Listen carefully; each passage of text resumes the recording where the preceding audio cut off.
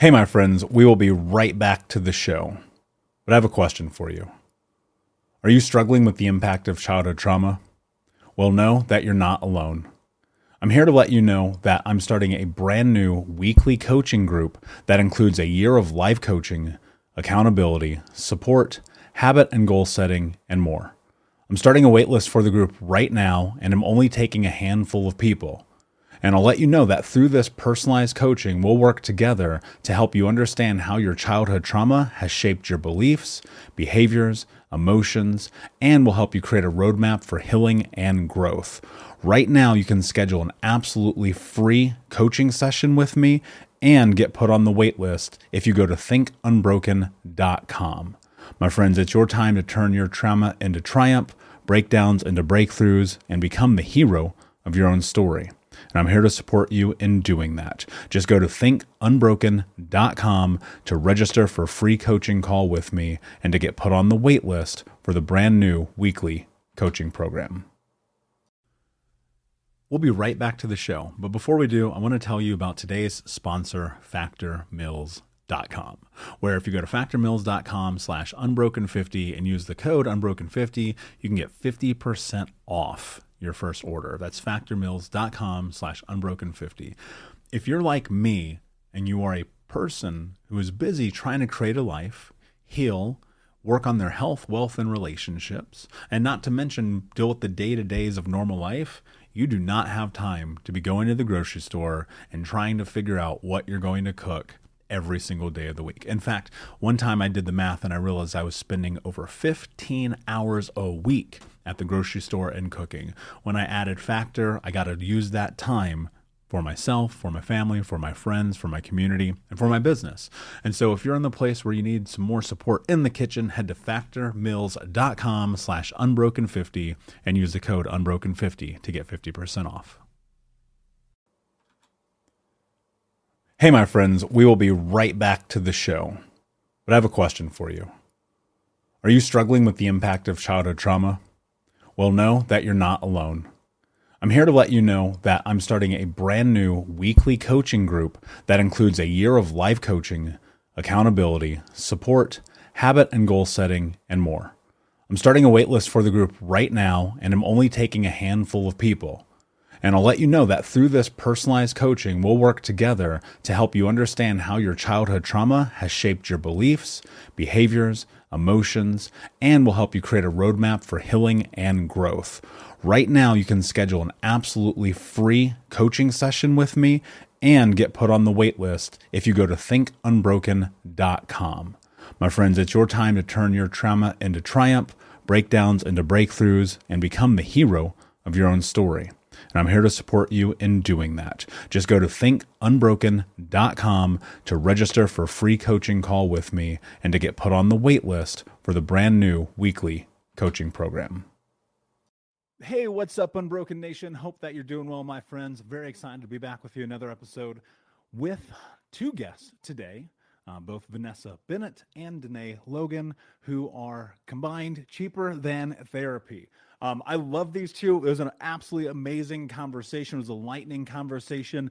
And it's a conversation that I think needs to be had in this healing space. We're going to talk a lot about identity, about what it's like to overcome and move through an existential crisis.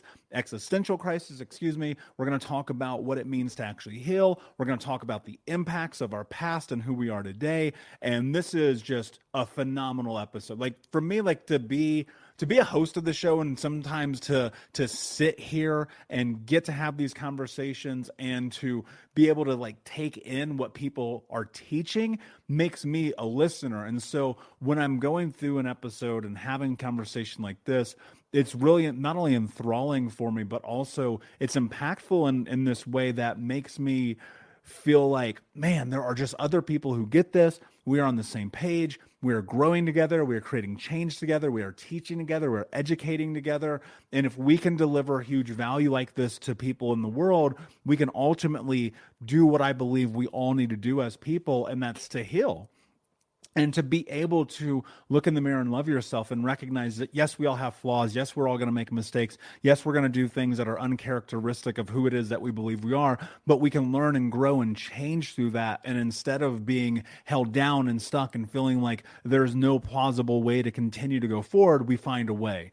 And that's what I feel in this conversation with these two incredible human beings. And that's why I'm very, very excited to bring them on. Now, of course, I want to remind you, you can check out more information about what I do in coaching at coaching.thinkunbroken.com, where we built out a 6-week daily coaching program with journals and education and games and quizzes and the whole nine. I wanted to create something really incredible for the Unbroken Nation, something that I felt like I would need and use. And this is something that I felt like I need and want, and you can check out all the testimonials, all the people have gone through the course at coaching.thinkunbroken.com. I'm very excited to get in this conversation about cheaper than therapy with Vanessa Bennett and Dené Logan. So without further ado, my friends, let's get into the show. Hey, what's up, Unbroken Nation? Welcome to the Think Unbroken podcast. I'm your host, Michael Unbroken, and this podcast is about helping trauma survivors let go of the past, overcome their fear, discover their identity, become the hero of their own story, and ultimately to be unbroken. Our goal in company is to bring on guests and experts in the fields of mental, physical, and psychological health to help you overcome the past, to take back your power. And in this podcast, we are unedited and unfiltered, and we're going to give it to you real so that you can start to create massive change in your life. If you're curious about learning more outside the podcast, you can get a free copy of my book, Think Unbroken, at book.thinkunbroken.com. That's book.thinkunbroken.com, where you can get a copy of my #1 best-selling book, Think Unbroken, Understanding and Overcoming Childhood Trauma. The most important thing that you can ever do, my friends, is show up for yourself, and that's where you are today. And I appreciate you. I have massive gratitude for you. And without further ado, let's get into the show. Hey, what's up, Unbroken Nation? Hope that you're doing well wherever you are in the world today. I'm very excited to be back with you with another episode with two special guests, Vanessa Bennett and Dené Logan, who are both therapists and the hosts and co-hosts of Cheaper Than Therapy podcast. Vanessa, Dené, welcome. How are you today, my friends? Great. So excited to be with you. Yeah, I'm super stoked. So first and foremost, for a little background, I would love if each of you would tell us a little bit about your experience and how you got to where you are today. You want to start tonight? Yeah. Well, so Vanessa and I are soul sisters who went to grad school together and really found that our experience around depth psychology, which is the background that or the lens with which we sort of do our work and see clients through, we had all of these conversations together, whether we were driving to school or just, in our world as girlfriends. And we decided that we wanted to, in addition to seeing clients, we thought, we so often hear people say, like, what actually happens if you've never been to therapy? You don't necessarily know what therapy's like. It can feel sort of like it's a scary thing for people when they go in for the first time. And so we decided, why don't we bring some of the conversations that we love having together, some of the people that we love to sort of geek out talking about the stuff that, the depth psychology, all the things we love talking about. Why don't we bring it into a podcast? And in addition, we do coaching sessions live on our podcast and sort of show people a little bit, behind the scenes, behind the curtain, what it would look like if you were to drop into the therapy room. That's a great. I'm like, well, she just said it. That's a great. Yeah, totally. Yeah. Where does that want come from? Because I think that there are so many people, who are curious about that process of stepping into therapy and wanting to get closer to, really what is personal development, I think, in going through therapy. What is it probably that you are trying to, I don't want to necessarily say dismantle, but what is the thing that you're trying to change the scope of conversation around? Well, I think a lot of it's around destigmatizing it, right? I mean, I think it's great. I think we've seen a generational shift in how people feel about therapy, but there's still a lot of mental health stigma out there. And I think, for both of us too, what was important is that people hear that therapists also have these kind of deeper conversations, right? Because depth psychology is a psychology of the soul. So Dené and I might have tactical tools, like I have training in MBCT, and we integrate all these different techniques. And the bottom line is that we are actually in the therapy room really talking to each other's souls. Like this kind of therapy is just so much deeper and can go so much deeper than like, here's some thought stopping techniques, right? And I think it was important for us also to bring depth psychology to more people, because I think it's a little bit of an unknown realm, I suppose. Now, for those who really don't know what that is or what that means, can you take some time and really dive into, so we can create context? So I don't want people to come into this and hear that and then it kind of goes over their head. So what exactly is it? So depth psychology it's basically Jungian psychology. So Carl Jung created what was known as analytical, or what is known as analytical psychology, and depth psychology is essentially what branched off from analytical psychology. So they tend to call Freud the father of psychology. They call Jung the mother of psychology. And Jung himself went on a really, really deep journey into his depths, into his darkness, if you will. And so much of his approach to therapy is really about this idea of going deeper, going under. We tend to work more with the unconscious. We work with how the unconscious speaks. So the unconscious speaks through images and through metaphor. It doesn't speak through language, right? And so Dené and I are trained more to look for what's not being said, and to kind of play in that arena versus what's on the surface, or I would even say like behaviors.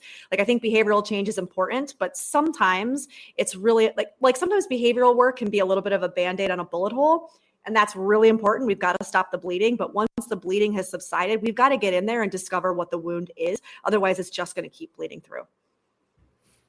And in that, is there, what I'm looking for here is what really truly differentiates this from someone sitting down with someone in Gestalt or CBT or whatever that other kind of therapy might be.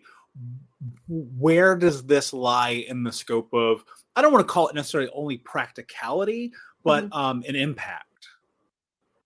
When I think about the differentiation of looking at our therapeutic lens through the lens of the soul versus some of the other clinical ways of holding this work, for me, it has a lot to do with like Joseph Campbell's work and how he talks about the hero's journey. And I, a lot of times with clients, will ask them to sort of zoom out on their life and hold it in the context of the hero's journey. And if we look at our life as though this were a chapter of our lives versus the entire story, what is this chapter, this moment in time attempting to teach me? How is it asking me to expand, to maybe break out of some of the paradigms that I've held to be true up to this point? And so it's a little bit less of the holding whatever the thing is that I'm struggling with, going through the lens of why is this happening to me, that resistance energy, and sort of zooming out and saying, okay, if I look at my life in the context of the big picture, what is this moment, this chapter attempting to teach me? How is it asking me to evolve?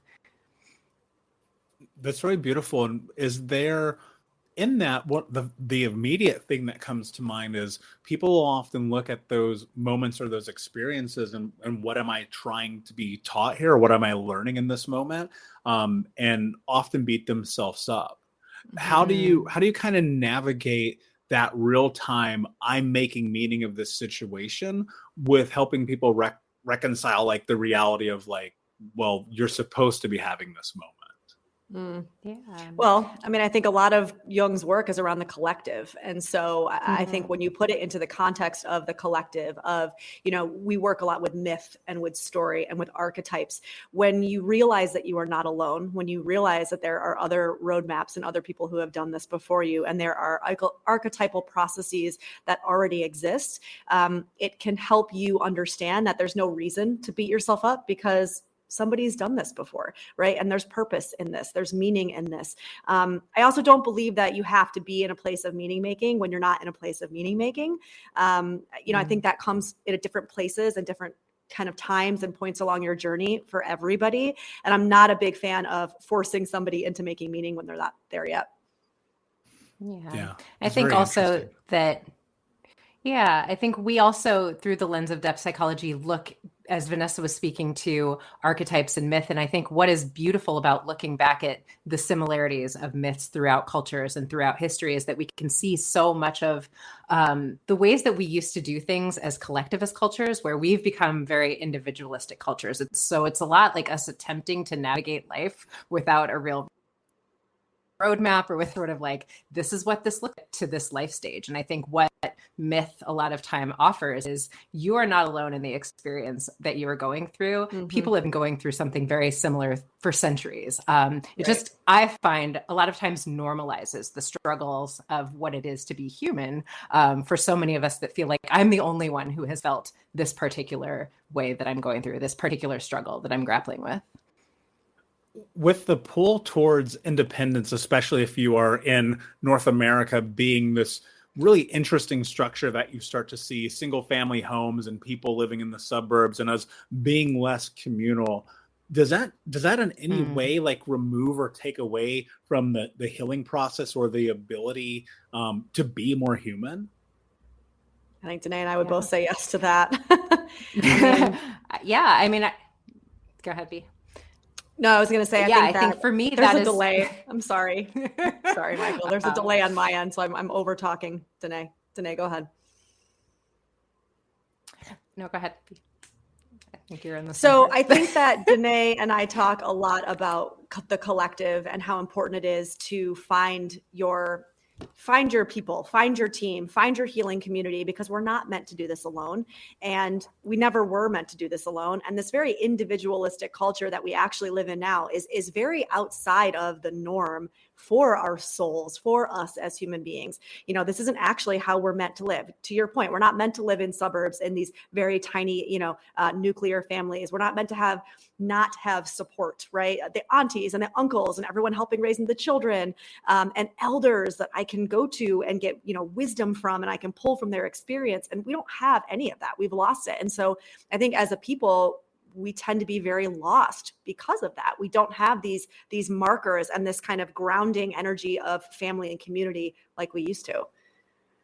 Yeah. And I think what I would add is that I think 2020 and certainly into 2021, and what I have seen was the lessons, the takeaways that are coming up for so many clients is that so much about the nuclear family structure that we had been operating and we have realized are some issues with, and that we do need community a lot more than we realized. If nothing else, working with so many parents who were attempting to do life, keep, food on the table with kids that were out of school. And this is just impossible, like no other word but impossible to describe what they were attempting to do. And all of a sudden, looking around at their neighbors that they'd never met, never had a conversation with, and being like, yo, can we bring the kids together? Everybody like maybe come up with a pod and we do some of this learning together as a community versus us trying to do this alone, because it's just not possible anymore. And I think there's a lot of ways we realized maybe we should have been living this way a little bit more to begin with, right? Like maybe there was some wisdom in living that way.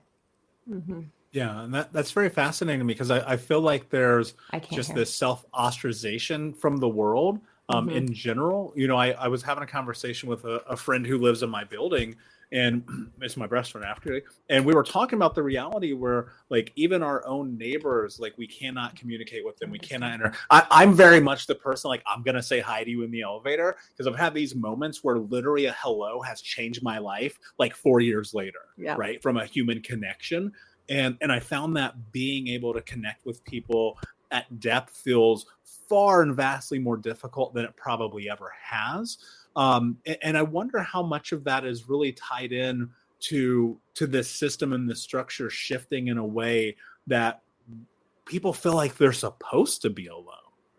Yeah. Well, I mean, I think that that's the culture that we live in, right? I mean, I think that we are now on the other side of a few generations of this very it's industrial. It's like, this is what you do. It started with the farming communities and it turned into more of the industrial communities. And then it turned into this like land grab in the suburbs. And we've been kind of fed this. We've been fed this, I hate to say it, but we've kind of been fed this lie, right? Which is like the indication of a successful life is to own a home and have a husband or a wife and 2.2 kids and the picket fence. And I'm not bagging on that as a choice, if that is your choice and that's what fills you up. But I think for so many of us, it's given us like a really toxic blueprint that we feel like if we haven't checked off these boxes in this specific order by this specific age, that there's something wrong with us.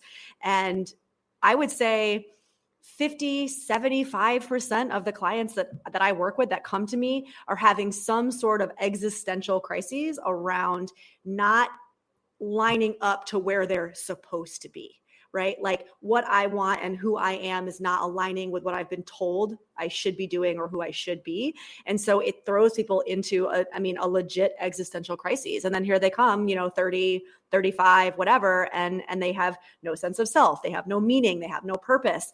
And they need to start from scratch, And when they're in that and they're trying to start from scratch and they find themselves with you, like, how do you do that? Right? Like what is it when your whole identity has been built on this idea of I need to have all these things and have all these experiences and ultimately show up in this kind of way in the world to have validity and validation and love, compassion, worth, all those things. And you come to find out like that's not really how the world works. And it's like, is existential crisis for you?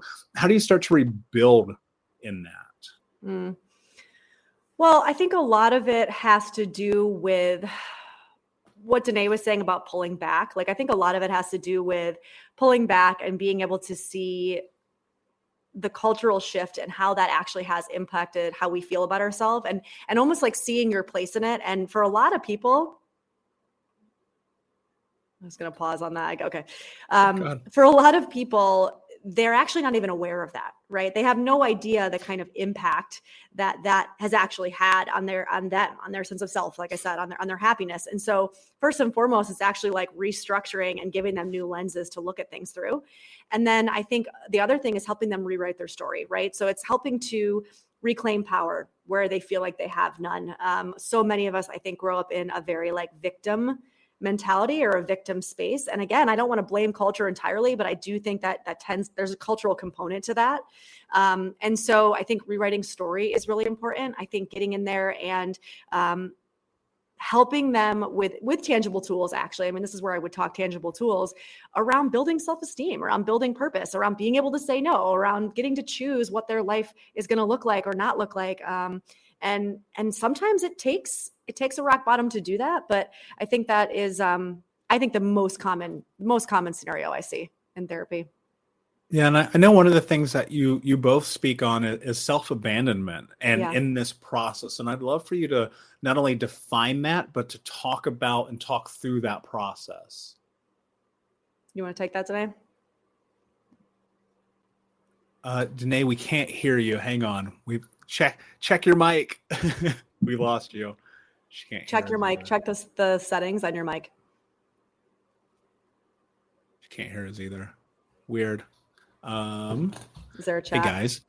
Bear. Yeah. Let's do this. It's okay. These things happen. So I know. Technology. I don't normally edit, but since this got so messed up, I'll make a note. Splice here. it together. Yeah. I had a time when I was actually leading a seminar. I was leading a group of like 89 people or something insane like that. And my internet just like decided to stop working. And I was doing it for a company, right? That of course I was getting paid to do. And I'm like, what can I do? Yeah, nothing. Like, I have no control over this. Look at Dené. She's going crazy. Poor thing.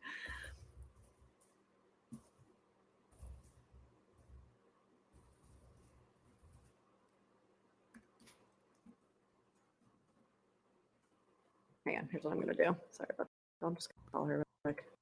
Yeah, all good.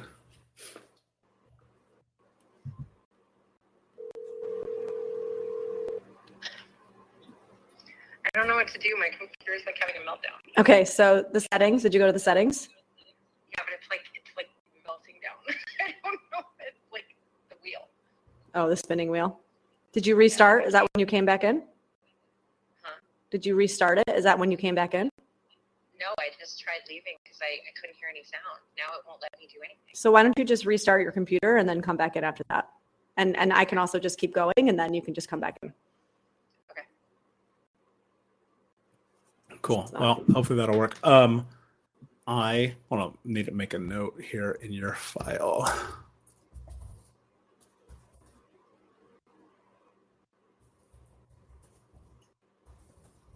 I commend you for not usually editing. Our editors can be very jealous. I never edit. I mean, we don't edit content, but this kind of shit has definitely happened to us before where we're like, well. Yeah, I wouldn't even normally edit this, but I'm going to, obviously. So why don't you pick up here from, I asked you to define self-abandonment. Okay. Yeah, so Dené and I talk a lot about self-abandonment. I think through not just our work with clients, but also our own personal work and personal journeys. I think we've really realized that so much of the cause of, or the root of our disconnection to self or our unhappiness or whatever language you want to use around it has really actually been this abandonment of self, right? And so I know that I've heard you say before, like, I just simply don't do what I don't want to do, right? Like it's just that simple. And that to me is an indication of somebody who very strongly chooses self, who very strongly does not abandon self. And so many of us grew up, not just people who are maybe in a relationship with or have a family member who struggled with addiction, but many of us just culturally, societally have grown up in very codependent families. And so when you grow up in this way, you are taught very early on to choose others above the self, right? Like you are taught to not speak up, not rock the boat, do whatever you need to do to attach and to maintain attachment, right? And typically all of those behaviors are acts of abandoning self. You're not choosing self, right? And so we talk about it from a conceptual lens, but then we also break it down into very specific, tangible actions, right? So like I will talk boundaries and we'll have an entire kind of topic around boundaries and how does learning to establish boundaries actually impact your ability to choose self, right? And to not self-abandon. And so it is like a concept, but you can see it in the actual tangible ways that we show up in our relationships and in our day-to-day always. And in that, because I think that, obviously growing up in self or codependent family systems and then finding yourself in codependent relationships and always being in this place in which you're trying to leverage other people to build self. How do you break that in a practical way? Because I think that I look at it like this sometimes, because I went through this experience myself of being in front of a brick wall with a sledgehammer and like literally knocking it down. Yeah. What is it like? Or what do you think is the best way for someone to step into kind of bridging that gap to remove themselves from codependency and start to show up for themselves more? Well, I don't know if I can speak to that in like a 20-second blip, but take as long as you need. Yeah, I mean, that's a big one, right? It's so it's kind of like when I teach my courses around codependency or I'm working with clients in codependency, I always say that codependency work is identity work.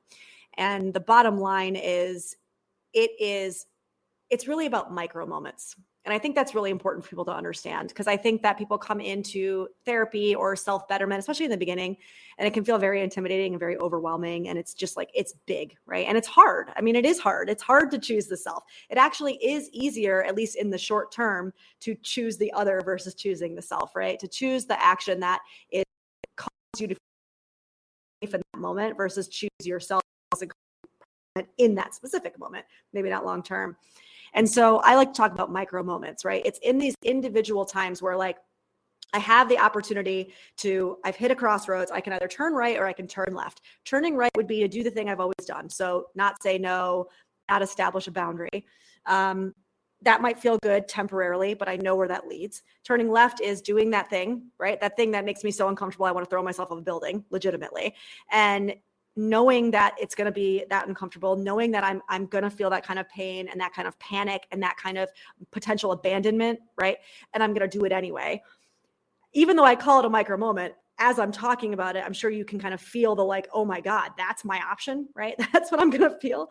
And so I think it is in a micro moment of a boundary, like, oh, I do the thing, I set the boundary. Well, guess what? In that tiny micro moment, you've just established a deeper sense of who you are. You've created a deeper connection to your soul. You've allowed your intuition, your soul to actually speak through you, and you listened. You did the thing, right?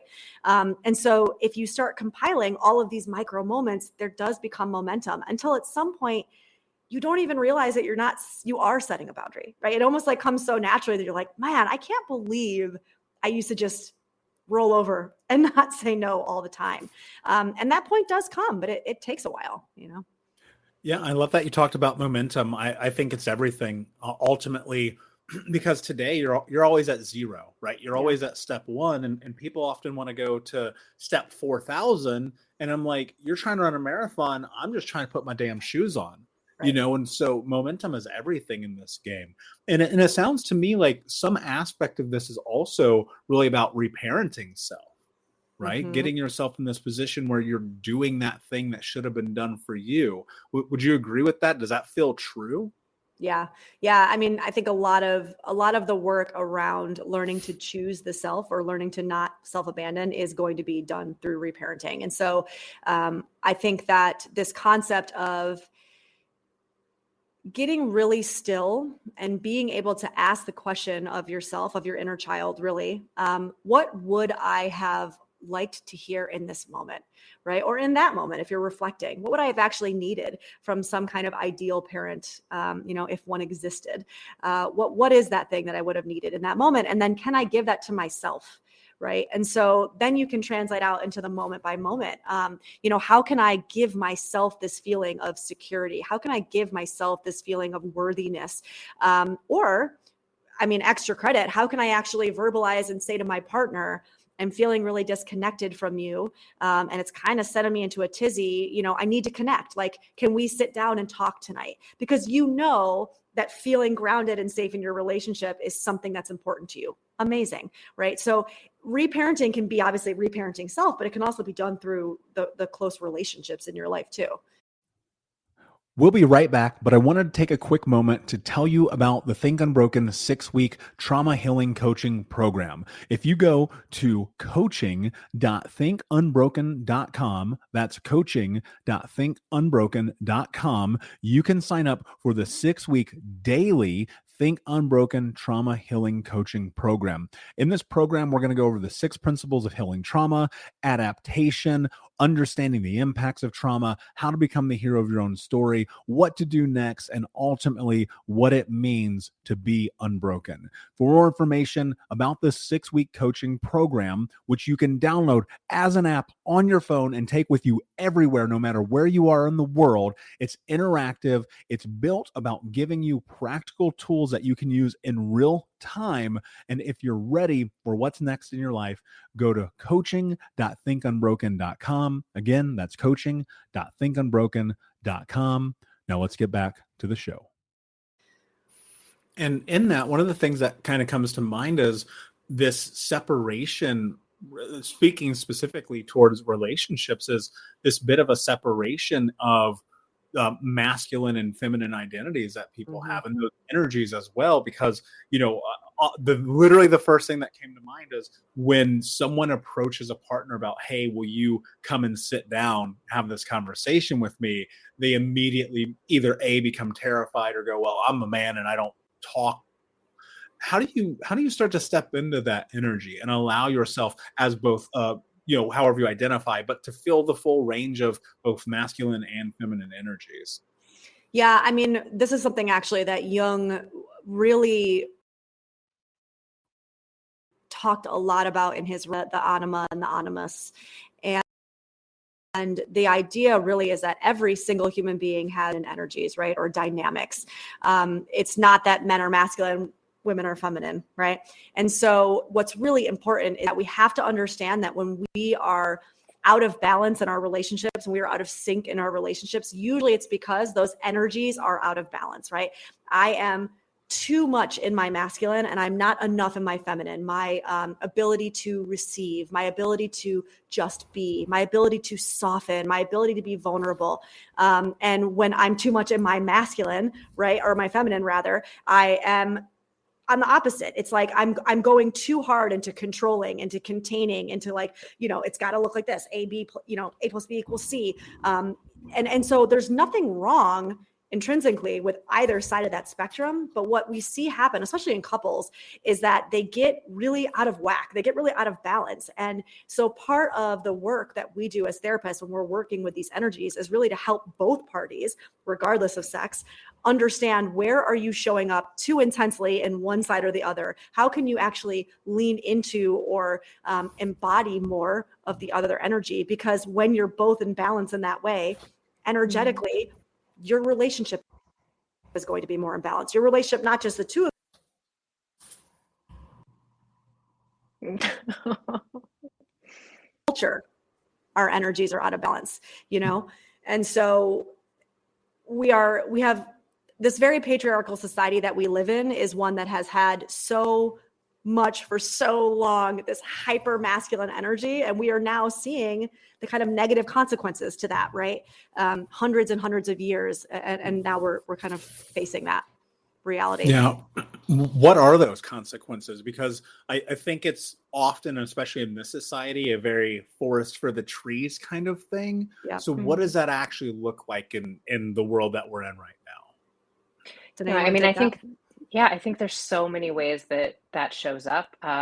Certainly, if we think about living in a society where we have completely rejected the feminine, everything we are taught from so young is that the feminine is has a negative connotation. That don't throw like a girl, don't be a girl, you're crying like a girl. All of these like energies of like the feminine being unnecessary, silly, childlike, weak. where what we have done is really disconnect, from so much of our connection to our intuition and our ability to be vulnerable and our ability to connect to the source energy from which we come from. And ultimately, what the outcome of that is a society that is completely disconnected from Mother Earth to the point where we are destroying it, right?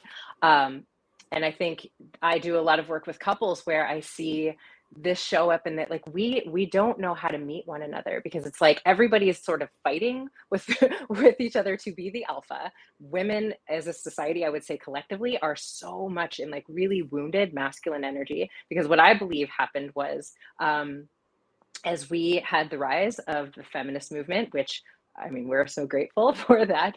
But what happened was instead of sort of the feminist movement being about celebrating, reclaiming feminine energy that had been disregarded by a patriarchal culture for so long, what we did was decide feminism is going to look like women attempting to replicate wounded masculine energy. And so many of us as women were sort of raised to believe what I need to do to be equal, quote, to men in society, to have equal rights and a seat at the table is to act like wounded masculine energy. And that's actually not serving any of us. But what I see play out in terms of couples dynamics so often is that women are so deep in wounded masculine energy, which there will inevitably, I find, be a polarity created just naturally between two people. And what ends up happening is men in relationships with women, and obviously I'm speaking very heteronormatively in this context, end up showing up in these relationships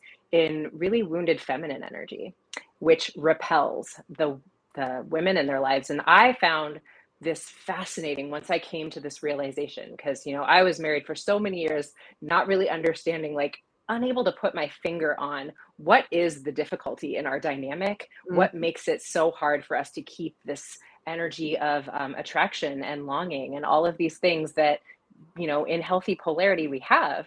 But what I find is this rejection of the feminine, this inability to integrate feminine energy for both masculine and feminine energies in a healthy way really means that we are both operating in wounded polarities. How does that, I want to, for some people this might sound heady, so I'm going to do my best to try to bring this into something practical. In consideration of what you just said and looking at this idea of these wounds on both sides and looking like really you get this polar opposite, right? The polarity is starting to take place. And then you find yourself in this weird juxtaposition of like, I want to be more of who I am, but simultaneously battling myself of trying to show up as what this other person needs as well. How do you balance that through doing this work? Yeah, I mean, I think I'll start with, again, I want to name that always that I think a lot of times people can be a little off put by when we speak in, masculine and feminine as we're naming these dynamics. And you can say yin and yang, sun and moon. They're really just about that polarity. So it's not so much as Vanessa was speaking to masculine meaning men and feminine meaning female. It's really about like the polarities between two people. So if we think about this energy in terms of like, we start with women, I think first the recognition of I have been conditioned by society, by what I was taught to be in order to be a strong woman, to really reject all of the beautiful aspects of what it means to be in my feminine energy. And that means allowing myself to be playful and light and sensual and taken care of. Yeah, and receiving and trusting my intuition, all of these things that, we start there. We start to look at like, when as a little girl was I taught to reject some of these things? Was I taught to think those things are silly and you need to get serious and start, being more realistic, right, in the world? And so for women, it starts there, right? Like I start with reclaiming some of this feminine energy. And then often what happens is I get in this place of like divine feminine energy and like really reclaiming that for myself. But then the next part after that is realizing, but I am both masculine and feminine energy, which means I also need to move from a wounded masculine into the space of like healthy masculine energy. And what that looks like is I get to be my own fierce protector. I get to have boundaries, a lot of the boundary work that Vanessa so beautifully talks about, looking at some of my codependent tendencies and where I sort of, abandon myself and am not speaking the truth of what my needs are. And I start playing with some of that. Like, how do I stand in the truth of what I'm feeling, right or wrong? It's how I feel, and I can name that, and that's okay. And then for men, I think it becomes, how do I sort of,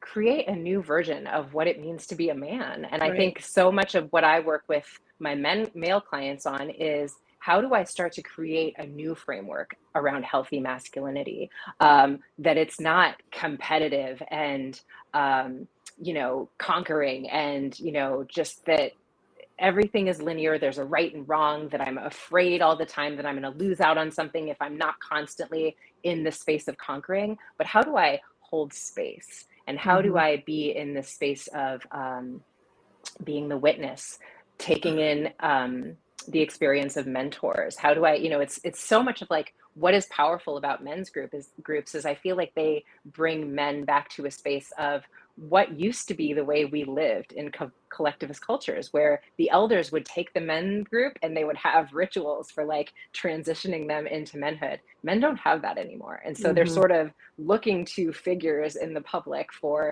their idea, in society, of what it means to be a man. And a lot of times these are really wounded ideas around masculinity. So we start there with like, what does healthy masculinity even look like? Right. And then from there, same as with women, we start to invite in some healthy feminine energetics into my manhood, because I also need to be able to be vulnerable and playful and in the intuitive space in order to meet my woman. Like if I'm completely severed from those things, I can't see her, I can't understand her, I can't meet her there, if that makes sense. Yeah, I love that. And the things that came to my mind as we're going through this is, in part one, I believe inherently, like you do have the traits I'll speak for myself as a man, to be competitive. I feel that like in my butt, like don't play Monopoly with me. I promise nobody's going to have a good time.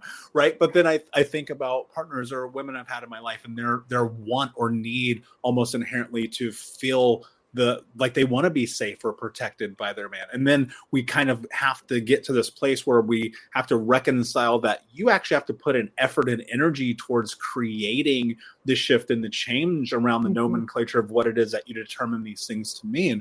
I go rewind on relationships, particularly with men in my late teens and 20s. Our conversations were everything that you think they were.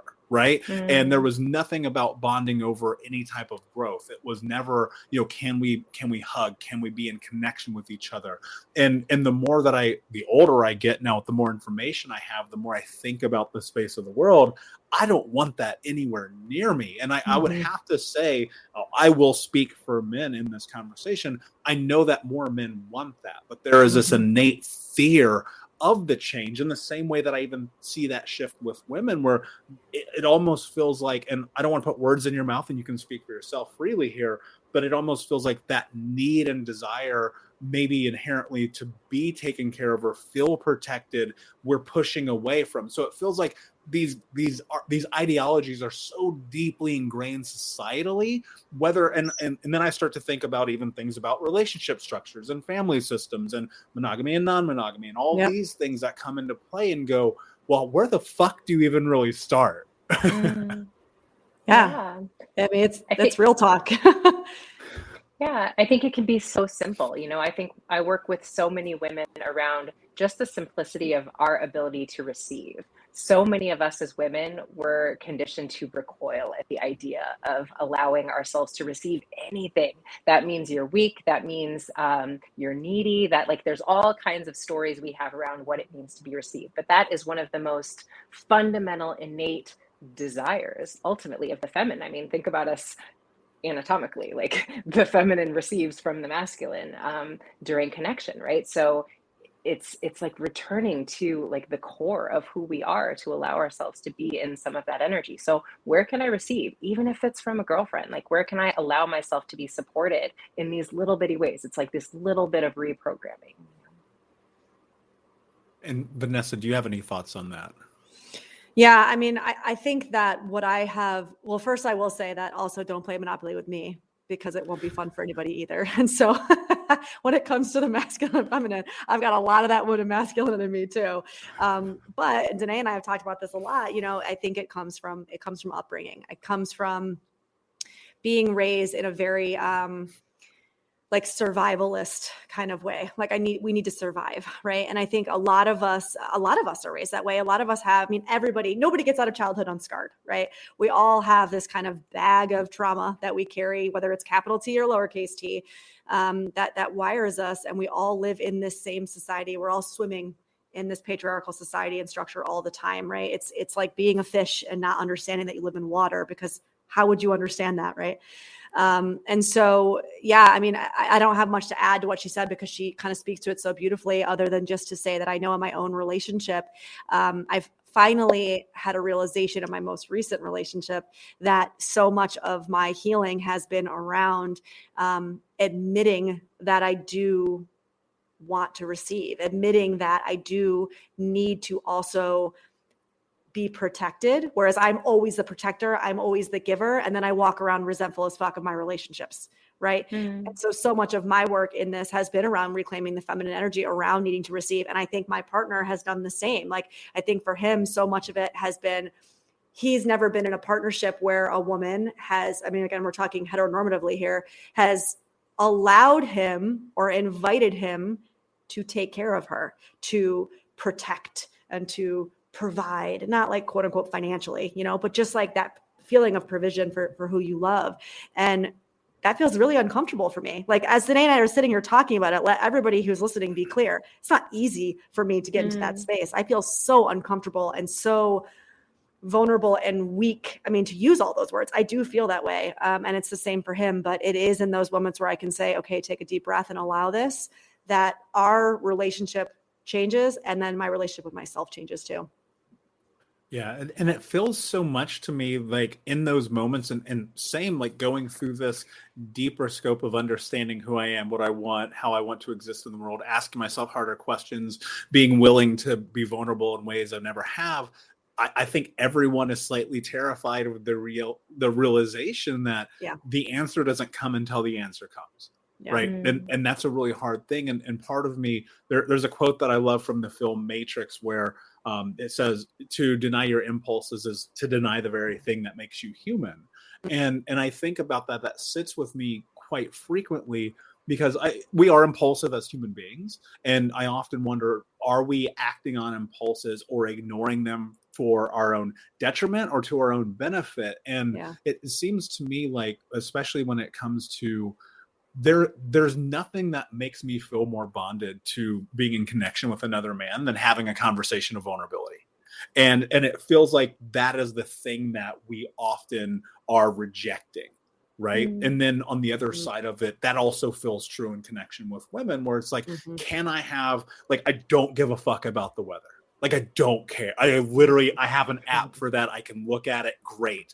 Talk to me about who you are as a human being. But simultaneously, this is where I'm kind of going with this. There is so much shame and guilt associated with vulnerability around this scope of the idea that you are weak. If you are vulnerable, you are fucking weak. You know, man up, woman up, stop making excuses, stop being a crybaby. Where I'm like, yeah, but the reality is that's actually the strongest thing that you can do.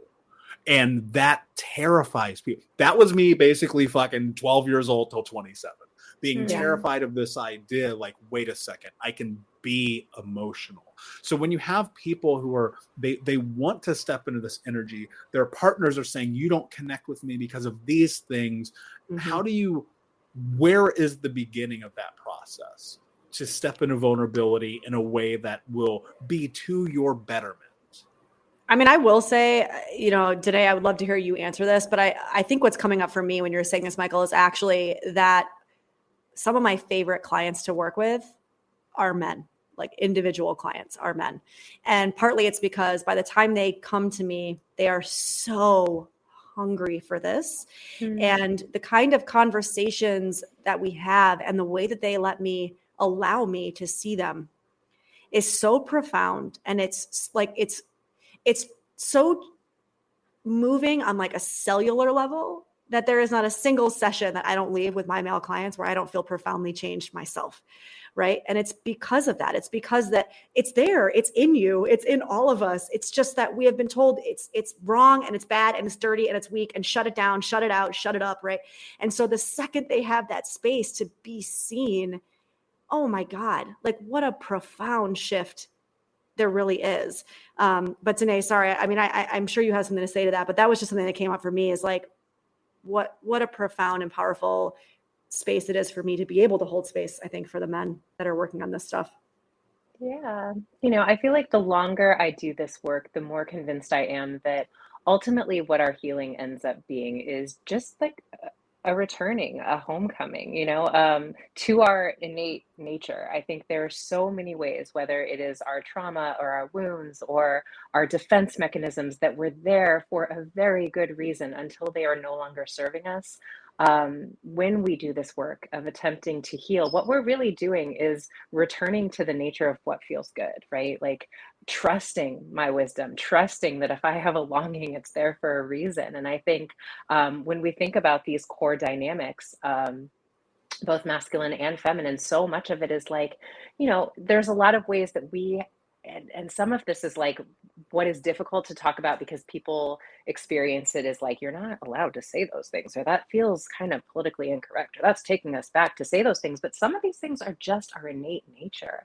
I really feel like we need to normalize what you're saying, that like, yeah, I didn't even realize until I was contained by really masculine energy in a way that I'd never experienced, because it was not what I was conditioned to do. And I was so like reflexively like would fight against it. No, I've got this. I'm in this energy of like, I can take care of myself.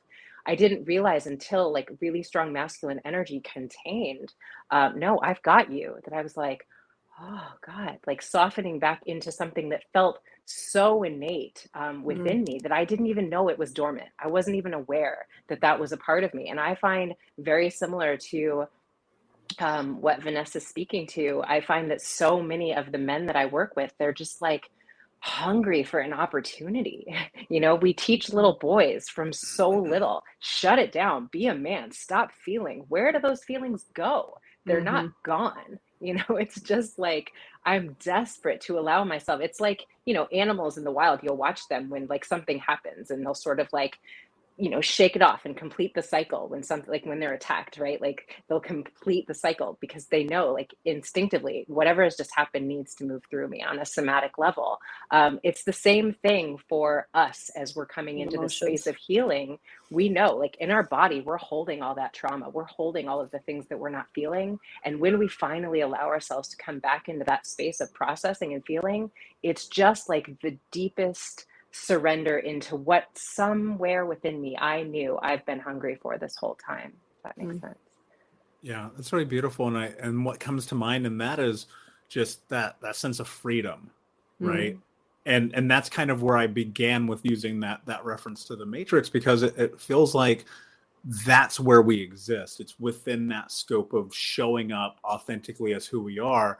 And I think the hard part about that in my personal experience has been trying to navigate the reality of that while simultaneously looking at the world through the scope that says you're wrong if you think that's who you're supposed to be. And that's why I always tell people the greatest thing I've ever discovered is to not give a fuck about what people think about me. Yeah. And that's not to be dismissive, but just simply to say, man, that makes me feel more true to who I am when I don't have to worry about I'm fucking 6'4", covered in tattoos. I cuss all the time and I talk about self-love. You don't think people don't send me emails where like, who do you think you are? And I go, well, if I carried that, how could I have this conversation with you? And I think it's always a consummate journey. You're always going to learn. You're always going to discover. And I feel like even in this conversation, we're only just touching the surface. So I'd love to have you both back. But before I ask each of you my last question, can you tell everyone where they can find out more about you? Yeah. So our podcast is everywhere you listen to podcasts, and it's Cheaper Than Therapy. It's on Instagram as Cheaper Than Therapy, the podcast. And then Dené and I both have our own separate communities and handles. So mine is just Vanessa S. Bennett, 2 N's, 2 T's, and Dené's is Dené.Logan. Logan, yeah. Awesome. And I'll let you choose who wants to go first. But my last question for you each is, what does it mean to you to be unbroken? Dené, you want to take it first? Yeah, I mean, it's so interesting. I think about what you were just saying about society and this matrix. One of my favorite depth psychologists, James Hillman, speaks to depression and anxiety is sort of the psyche's way of saying, I refuse to participate in mania. And I always think of that quote when I think of, the fact that maybe what is actually happening here is that I was never broken.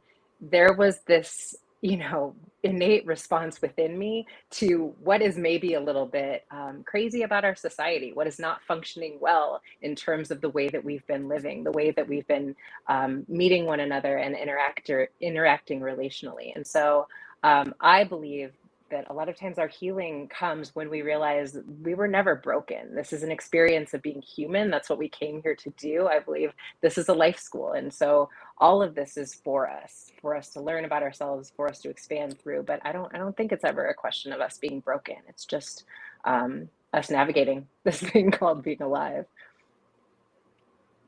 So for me, I think this idea of what does unbroken mean, what initially kind of rises to the surface for me is the initiatory journey, right? So the leaving of the village, the slaying of the dragons, the death, the underworld, and the rebirth. And when we look at it that way, it helps us understand that in your life, in my life, in our lives, we will all go through 1,000 deaths. There will all be 1,000 processes of deaths. It doesn't necessarily mean that death is forever. You will be in the underworld for a while. You will be in this liminal space for a while, right? You're not who you were. You're not who you're going to be yet.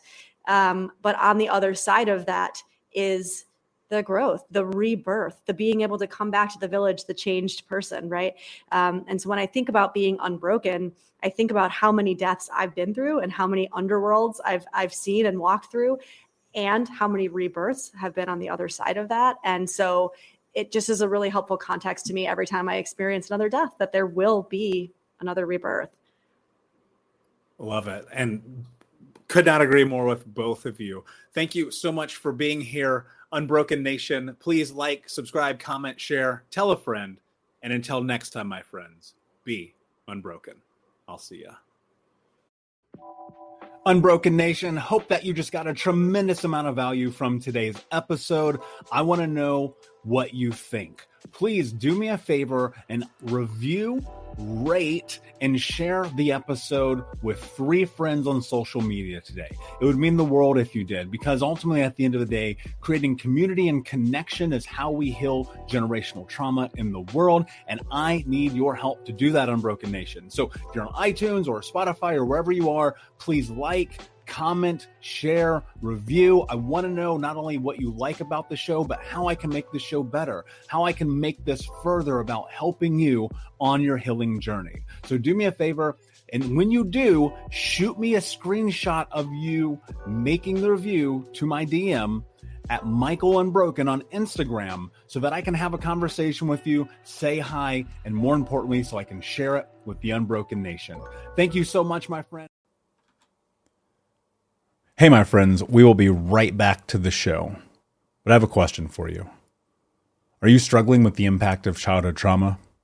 Well, know that you're not alone. I'm here to let you know that I'm starting a brand new weekly coaching group that includes a year of live coaching, accountability, support, habit and goal setting, and more. I'm starting a waitlist for the group right now, and I'm only taking a handful of people. And I'll let you know that through this personalized coaching, we'll work together to help you understand how your childhood trauma has shaped your beliefs, behaviors, emotions, and will help you create a roadmap for healing and growth. Right now, you can schedule an absolutely free coaching session with me and get put on the wait list if you go to thinkunbroken.com. My friends, it's your time to turn your trauma into triumph, breakdowns into breakthroughs, and become the hero of your own story. And I'm here to support you in doing that. Just go to thinkunbroken.com to register for a free coaching call with me and to get put on the wait list for the brand new weekly coaching program.